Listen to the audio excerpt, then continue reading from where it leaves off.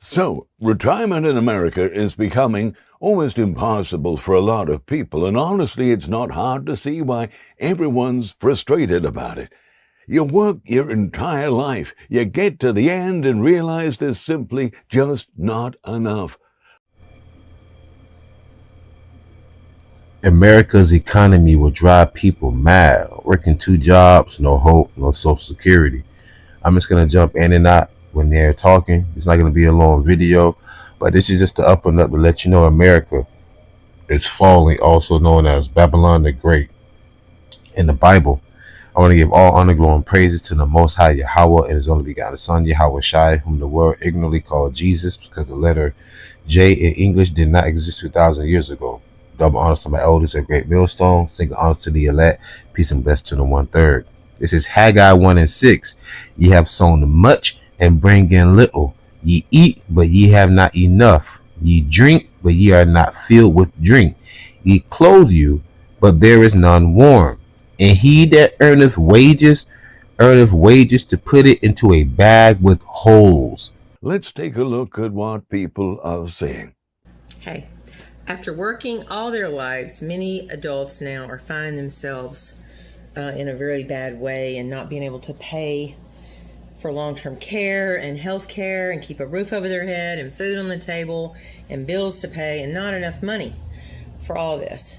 So what is the answer? We talked about it in another short before. I'm making a longer video on YouTube, Nursing Home Insider, for you to come check out. You know, without Social Security, 40% of Americans would have incomes below the poverty line and would be able to pay for basic necessities. And what's going to happen if something happens to Social Security? The thing that hits me watching these is just how scared people are, like this isn't about luxury or vacation homes. We're talking about basics. We're talking about healthcare, food, keeping a roof over your head. And one of the comments really stuck with me. We would be homeless and starve without Social Security. That's the reality for millions of people right now. And then you see this other comment. I will off myself when it gets too bad. We worked 55 years between my husband and I. I mean, that breaks my heart. 55 years of work between two people, and there's still one bad month away from losing everything. Wow, can you imagine that? Working together for 55 years, meaning that more than likely they're in their late 70s, married together. Let that sink in. If you're working together for 55 years, that means you had to be married together for about 55 years. And she said, she said she's gonna off herself if it gets that bad, to the point where they're literally like 1 month away from it all just going to hell. This is the state of America. There's no future here. Why is that though? Well, look at how America was established and built. It was established and built off of rape, rob, and murder. And the scripture says, woe to the bloody city that was built on blood. And that's how America was built. And here's your demise. Jeremiah 51, verse 7 through 9. Babylon have been a golden cup in the Lord's hand that made all the earth drunken. The nations have drunken of her wine, therefore the nations are mad. The Bible speaks in parables. What does that mean? The whole world has taken on America's democracy, or like the elder said before in the past, demonocracy. All right, demonocracy. They've drunken the wine of America's foreign policies. They're drunken the wine of America's philosophies, of America's traditions and standards in some sense. Now the nations are still starting to veer away, but the damage has already been done. The malignant tumor is now turning cancerous. Jeremiah 51:8. Babylon is suddenly fallen and destroyed. Howl for her, take balm for her pain, if so she may be healed. But we would have healed Babylon, but she is not healed. Forsake her, and let us go everyone into his own country. For her judgment reacheth unto heaven and is lifted up even to the skies. Of course, the judgments of America is up to the heavens. Look at how America was established, and look how the world economic trade system is pretty much built on slavery. This entire world today as you know it, not the physical earth, but this entire world, society as you know it, is going to come to an absolute screeching halt when the Lord comes back. Believe that. But nonetheless, let's get back to these people's stories. Let me close out after another verse. Could you explain this to me? Why, at 54 years old, and my husband's almost 60, our whole entire life, well, not entire life, but you know what I mean, our adult life, we have worked hard. We have raised 2 beautiful kids. We've paid our bills. We've paid our taxes. We are nowhere in life. We still live paycheck to paycheck every week or every 2 weeks.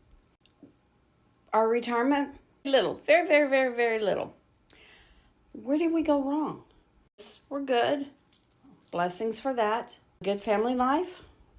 You know, we didn't do extravagant things in our life. We're still struggling paycheck to paycheck. But there again, we don't have much and we want to retire. I want to retire before I'm in a wheelchair or I can't walk. I want to be 90 and not retire. What really makes me sad here is this woman asking where they went wrong. She's 54, her husband's almost 60, they did everything right. They raised their kids, they paid their taxes, they paid their bills, and they're still paycheck to paycheck with almost nothing saved. And of course, someone in the comments says, you have to start saving for retirement in your 20s and 30s and don't touch it. And yeah, that's technically true, but it also kind of misses the point, doesn't it? Because when you're barely covering rent and groceries, where's that extra money supposed to come from? It's not always about bad choices. Sometimes the math just doesn't work. I'm Gen X, and I realized a long time ago that there was going to be no retirement for me. So what I did was sold all the things that I had, cashed in my retirement, and purchased some land out here in Tennessee to live on.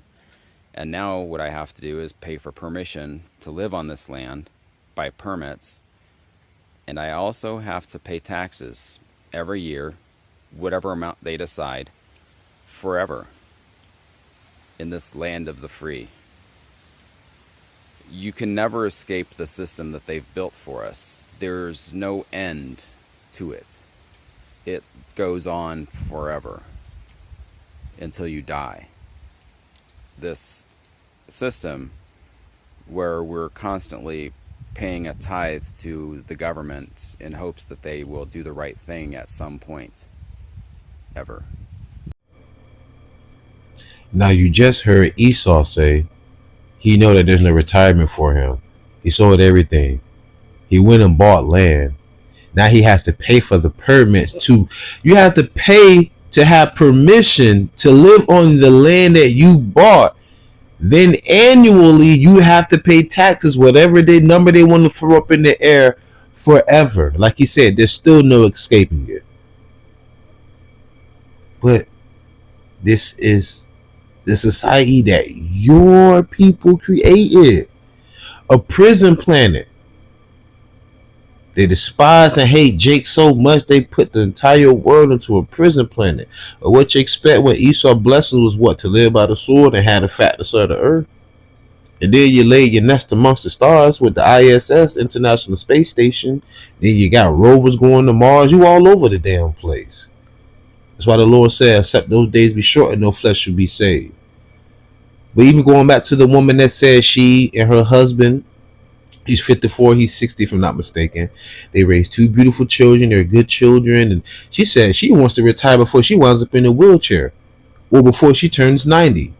And it just goes to show you that the cost of living has increased, but not your wages. I'll never forget it. I'll bring it up all the time. Back in the 90s when I was going to pay the gas to put into my mom's car, Toyota Camry. I'll never forget that sign at Cumberland Farms. It said $1.07. Never forget that sign. I remember you were able to get a 2-liter soda of Coca-Cola for 99 cents. Y'all remember them orange stickers that said 99 cents back in the day? Come on now, you can get a 2-liter soda for $1.07. You know, you had the tax on there too, but that's what I'm saying. Those days are gone. You can go into the store as a child with $1, walk out with 2 little juicies, a 25-cent bag of chips, and a 25-cent Debbie cake. What the heck can you buy for $1.09 in the convenience store? The cost of living has increased, but our wages have not. Victuals, your everyday necessities, has increased. Hell, even the quality has decreased. Even the quantity has decreased. But the dollar has lost its value. So you have to use more shekels to get less product of the same product that they've had for decades. Close out precept. 2nd Ezra chapter 16 verse 21 through 22. Behold, victuals, your necessities, shall be so good cheap upon earth that they shall think themselves to be in good case, and even then shall evils grow upon earth, sword, famine, and great confusion. For many of them that dwell upon earth shall perish of famine, and the other that escape the hunger shall the sword destroy. So, in due time, because of the lack of bread, man, you're going to have neighbors neck and neck at each other for survival. So, with that being said, I truly pray y'all was edifying, fed. Stay in the spirit, don't fear it, just endure it. Ask for forgiveness, pray without ceasing. Stay humble, remain diligent. Kwame Allah, Maflaba Ball, Shalom.